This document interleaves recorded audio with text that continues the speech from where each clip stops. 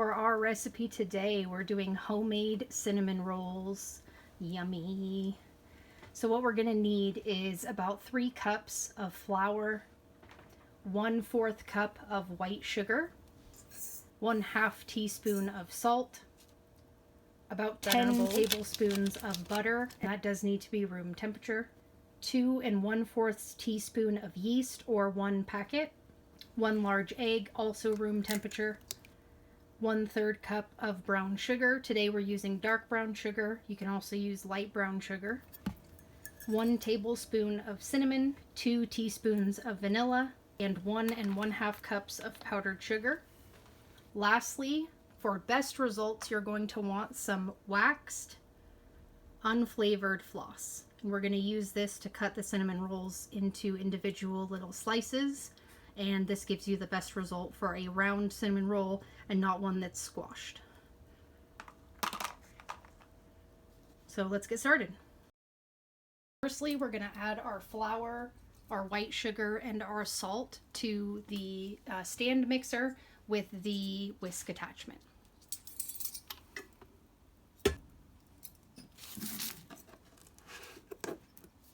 So 1/2 teaspoon of salt, 1/4 cup of sugar,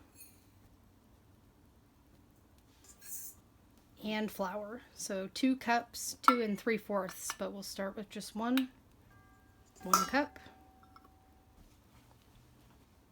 2, and then I'm going to do a 1/2 cup and a 1/4 cup, which is, as you math wizards know, the same as 3/4 cup. All right, so now we're going to go ahead and whisk this together very gently because flour likes to go all over. So we'll just carefully pulse it.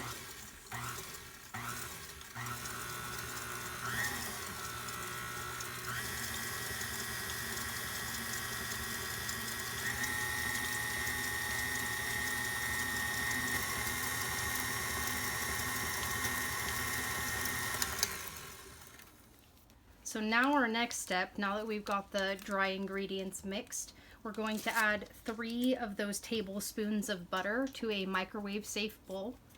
And we're going to add the 3/4 cup of milk to that as well. And we're going to get that melted. We want it to be 110 degrees, but not any hotter. And we want to not be above that because we're going to add our yeast packet to that mix, and if it's too hot or too cold, it won't activate the yeast. And then we're going to microwave this in very small increments. All right, so it's now warm to the touch, not hot, but noticeably warm. So now we'll just add that yeast packet, and we're just going to whisk that in and just kind of incorporate that. And you don't want clumps. And I recommend that you use quick rise yeast because it makes this a lot faster than if you use just active dry yeast. All right, so now our yeast mixture is just going to sit there. We've had our egg just kind of warming up on the counter while we've been doing this, so now this is room temperature. Egg is really cold. It can upset the yeast and make it not bloom. So now that we're set, we've got a warm egg, our yeast mixture, and our dry mixture. We're going to combine that. So first we'll add the yeast to the dry ingredients.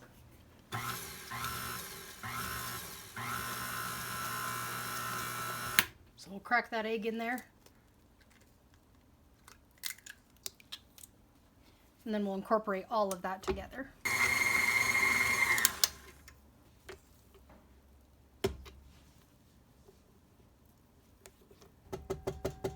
We're going to switch over to the dough hook now, so that way we don't get this big sticky mess.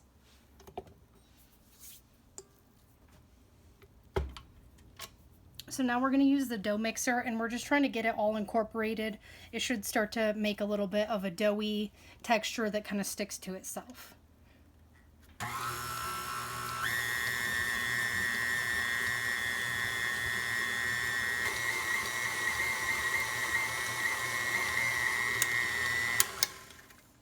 Just going to use my spatula to make sure there's no bits at the bottom that are not getting mixed in, like any dry or wet patches.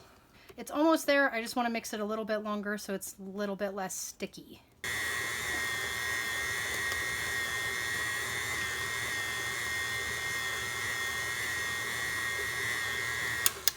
All right, so it's getting done because it's climbing up that hook.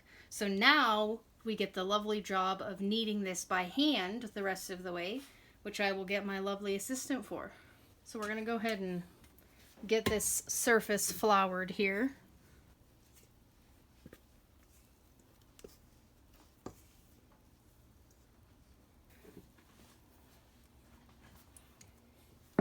What's up, guys? Jesse Baker here.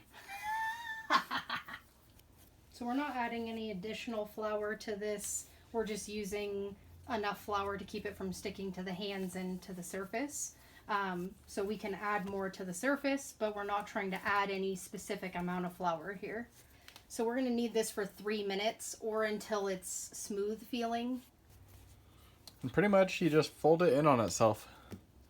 Push it out, spread it out. Here's a proper test. Yep, it's good. No, it looks like it's got that smooth surface. So if we keep kneading it, it's going to start to get sticky again because we're kneading that dry flour into it. But this is a nice smooth top. So it is a little bit sticky still, but this is what we're looking for, smooth surface. We're going to go ahead and put this in a bowl then.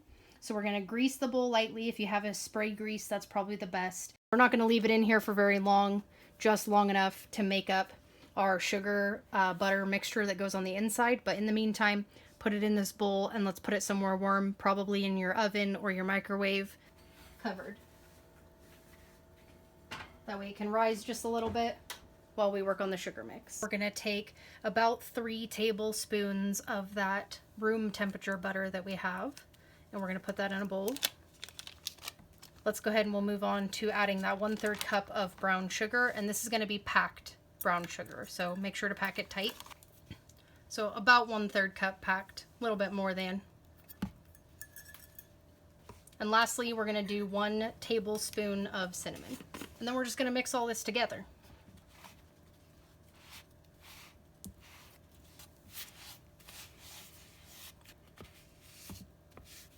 Okay, I'm gonna incorporate that last tablespoon I didn't use because this just doesn't look quite wet enough for me, so I am going to use 4 tablespoons instead of 3 for this filling. Yeah, for me personally, this just looks a lot more like the right ratio of butter to sugar because I don't want the sugar to be too dry and gritty. So you can kind of see now it's not, it's like actually all wet instead of being some dry bits and some wet, so we can really get it incorporated all the way. Oh yeah, there we go. Beauty shot of this filling. So yeah, now we've got a nice, even, like homogeneous as much as it can be little filling there. And that's perfect. That's nice and spreadable. That's what we want. Something that you can spread onto that butter. Sorry. Something you can spread onto the dough that's not going to stick to the dough. So something nice and spreadable, even color. That's perfect. That's what we want. Okay. So quick 10 minutes in the microwave. And it hasn't really puffed up much, but that's okay. We really only need to rise this dough 1 time for this recipe. Just the 1 time after we've got it all spread out and cut up. We'll let it rise for an hour or so then. So now we're going to do the fun part and make this into a rectangle with the rolling pin. So I'm not an expert on how to get this nice and square. So if you have tips on the best way to roll dough to get a nice square shape, put it in the comments below. If you've got a video, link to it, that'd be great. So I'm looking for actually a rectangular shape here. We're looking for about 14 inches by about 8 inches. If you've baked with us before, you know that we're not worried about it being too perfect, but that is where we're aiming, is 14 by 8. Once you're ready to kind of have your final shape and you're ready, just make sure it's even all around. You know, you've got the same thickness for the most part. That'll be the biggest thing here for even cooking. But other than that, it doesn't have to be perfect. So now the actually fun part, we're going to add the good stuff. So we're just going to kind of plop this on in a few places. And then we're going to spread that out.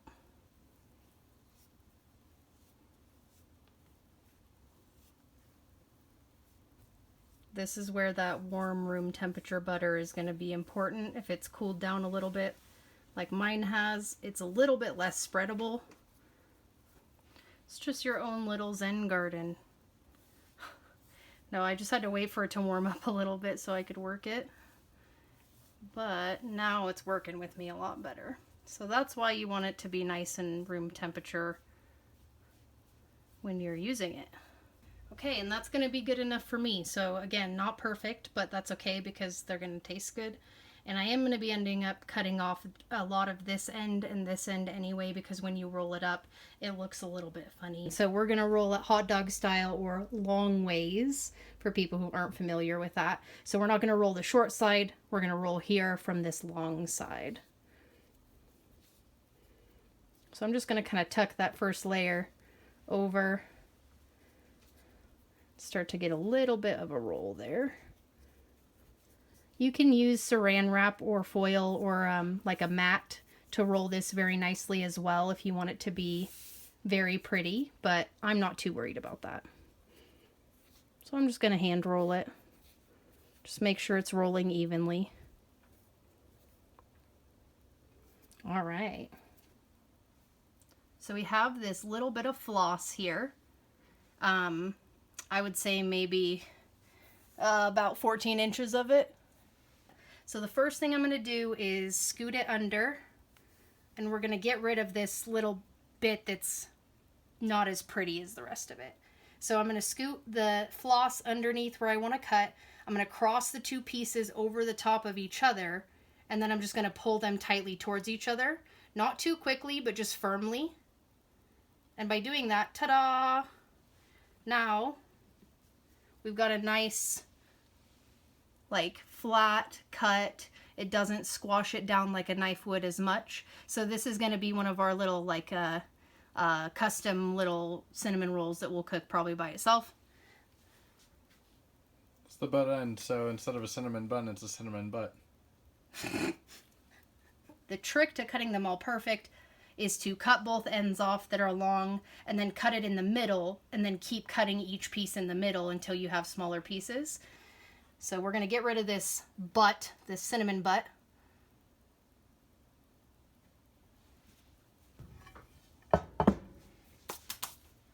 Now that we're going to be ready to start placing them where they go, we're going to get our pan ready. I'm going to use a 9x13 pan and just lightly grease it. And now that the pan's ready, when I cut these pieces, I'll have somewhere to put them. So again, just scoot the floss underneath there. I'm going to do about, I think about 2-inch cinnamon rolls. So we're going to do 1-inch cinnamon rolls, about.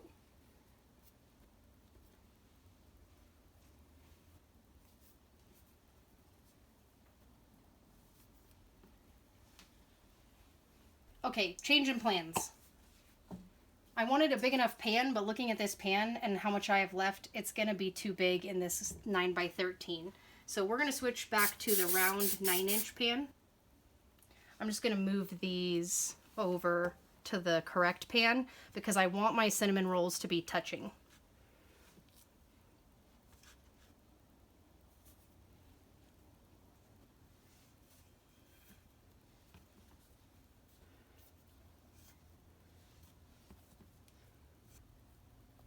Just cut that last one in half. Put a big one in the middle. So now what we're going to do is we have to proof these and let them rise now that they're all set up. So just like we did before for 10 minutes, but this time quite longer. So we're going to cover this loosely with that towel, put it in a warm place like the oven. So we've got a nice warm oven here. Had it preheated earlier. So now we're going to go ahead and put our cinnamon rolls with this clean towel over them. And then we're just going to leave the oven cracked like that. You're going to leave it like that for 30 minutes. Then you'll close your oven and then leave it for at least another 30 minutes. Check on it. We're looking for doubled in size on the rolls. So you just take a peek at them, make note, and then we'll check on them in about an hour. Good.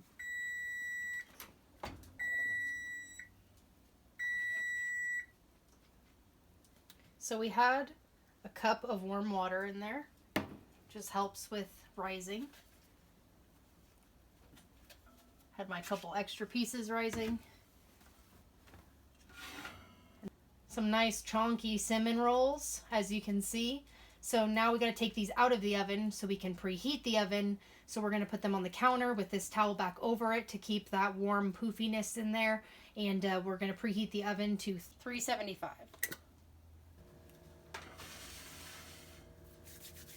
We're going to bake these for 24 to 27 minutes, depending on your oven and how much you like them done. So the tops are getting a little bit too well done,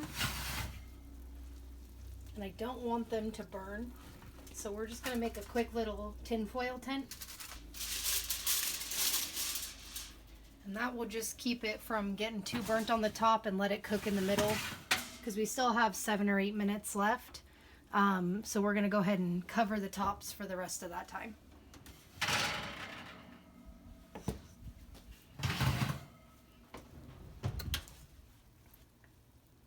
A little bit well done on some of the edges, but I think overall they look good. Probably could have done 350 for a little bit longer instead of 375 for the 24 minutes, but there we go. So now we just need to make some icing. First, we'll measure out our powdered sugar. 1 and some cups. And then we'll do the other half cup. And this is just to start. So if your icing is thicker or thinner than you want, you can just add more icing or more milk as appropriate to add thickness or to thin it out. Add this softened butter. It's 4 tablespoons of that. And we're just going to start incorporating the butter and the sugar together first. I don't know how that's going to work with a whisk, actually. We're going to want to whisk in a minute, but I'm going to start with a spatula. Okay, I'm going to go ahead and incorporate some milk now. So we're going to add just a couple tablespoons. I'm going to start with 2 tablespoons, but it should be between 2 and 4 depending on what consistency you're going for. So we're just going to gently mix that together.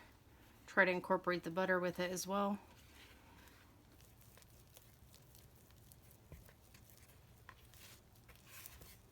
This is where it's going to be good to switch to the whisk, because we're going to try to break up the lumps and get this smooth. So I'm going to add the last tablespoon of milk.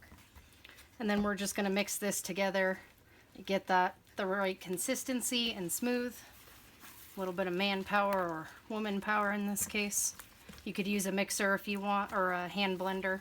So we're going to add the vanilla. It should be 2 teaspoons, but I'm just going to eyeball it.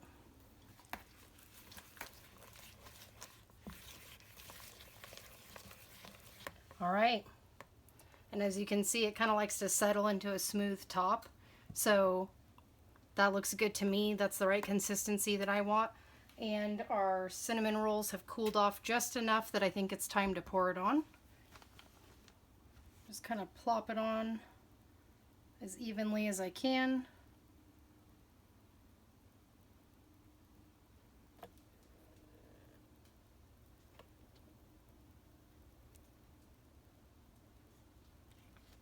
Alrighty. And then as you can see, it's kind of melting a little bit, so we're going to get into all the little cracks. It'll be really tasty. We got to let this cool off before we eat it, of course. So let it cool off, and then we'll check in with you guys. We can see how they turned out. Alright guys, so I'm gonna dive into these awesome cinnamon rolls.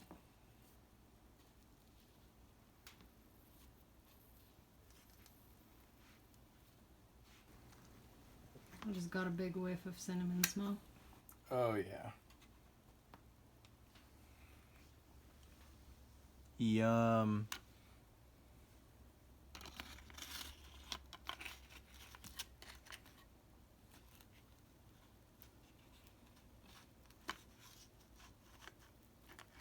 Oh yeah. Mmm. Just like cinnamon roll makers used to make.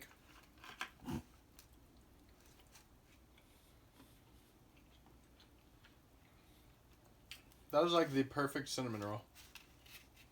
I got a fork here and I'm just like using my fingers. I don't know. It's that good.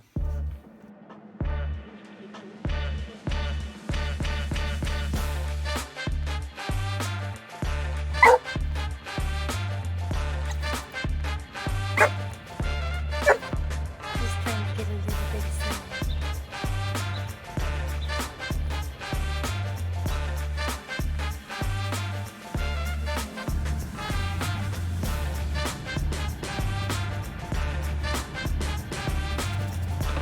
You can't go.